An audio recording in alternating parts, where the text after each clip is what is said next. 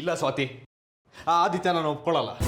ಅವನು ಈ ಮನೆಗೆ ಬಂದು ಸೇರ್ಕೊಂಡಿರೋದೆ ಅಮ್ಮನ ನಮ್ಮಿಂದ ದೂರ ಮಾಡಿ ಹೇಗಾದ್ರೂ ಮಾಡಿ ಕರ್ಕೊಂಡು ಹೋಗ್ಬೇಕು ಅನ್ನೋ ಉದ್ದೇಶದಿಂದ.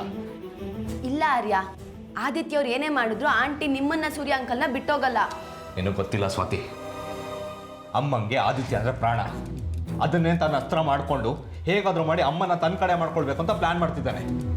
ಅವ್ನು ಏನೇ ಪ್ಲಾನ್ ಮಾಡಿದ್ರು ಅದಕ್ಕೆ ವಿರೋಧವಾಗಿ ನಾವು ಪ್ಲಾನ್ ಮಾಡಬೇಕು. ಇಲ್ಲಾಂದ್ರೆ ನಮ್ಮ ಮನೇಲಿ ನಮಗೆ ನೆಲೆ ಇರಲ್ಲ. ಹಾಗಂತ ನೀವು ಆದಿತ್ಯ ಅವ್ರ ಮೇಲೆ ಜಗಳ ಮಾಡಿದ್ರೆ ಅದರಿಂದ ನೋವಾಗೋದು ಆಂಟಿಗೆ. ನೀವು ಆಂಟಿಗೋಸ್ಕರ ಆದರೂ ಸುಮ್ಮನೆ ಇರಬೇಕು.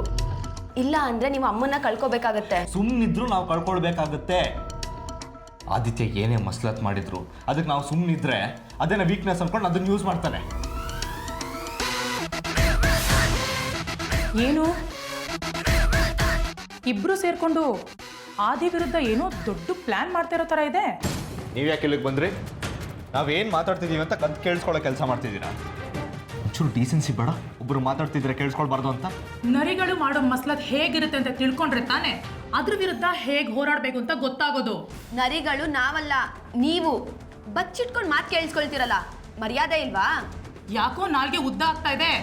ಮರ್ಯಾದೆ ಕೊಟ್ಟು ಮಾತಾಡಕ್ ಬರಲ್ವಾ? ನಿಮ್ಮಂಥವ್ರಿಗೆ ಮರ್ಯಾದೆ ಬೇರೆ ಕೇಳು. ಮೊದಲೇ ಅಮ್ಮಂಗೆ ಬುದ್ಧಿ ಇಲ್ಲ. ನಿಮ್ಮಂಥವ್ರನ್ನ ಮನೇಲಿ ಇಟ್ಕೊಂಡಿದ್ದಾರೆ. ನೀವು ಎಂಥ ವಿಷ ಜಂತುಗಳಂತ ಅಮ್ಮಂಗೆ ತೋರಿಸ್ತೀನಿ, ಆಗ ಗೊತ್ತಾಗುತ್ತೆ ನಿಮ್ಮ ನಿಜವಾದ ಬಣ್ಣ ಏನು ಅಂತ. ಆರ್ಯ, ಒಂದು ಬುದ್ಧಿ ಮಾತು ಹೇಳ್ತೀನಿ, ಕೇಳಿಸ್ಕೊಳ್ಳಿ. ನೀವೇನೇ ಪ್ಲಾನ್ ಮಾಡಿದ್ರು ಅದು ಪ್ರಯೋಜನಕ್ಕೆ ಬರಲ್ಲ.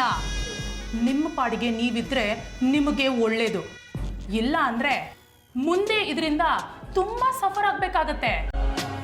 ನೀವಿಬ್ರೇನಾದ್ರೂ ನನ್ನನ್ನ ಮತ್ತೆ ಆದಿತ್ಯನ ಈ ಮನೆಯಿಂದ ಹೊರಗಡೆ ಹಾಕ್ಬೇಕು ಅಂತ ಪ್ಲಾನ್ ಮಾಡಿದ್ರೆ ಅದನ್ನ ಬಿಟ್ಬಿಡಿ. ಬಿಕಾಸ್ ಸದ್ಯದಲ್ಲೇ ನನ್ನ ಮತ್ತೆ ಆದಿತ್ಯನ ಮದುವೆ ಆಗುತ್ತೆ. ಆಗ ಮೊದಲು ನಾನೇ ಈ ಮನೆಗೆ ಹಿರಿ ಸೊಸೆಯಾಗಿ ಕಾಲಿಡ್ತೀನಿ.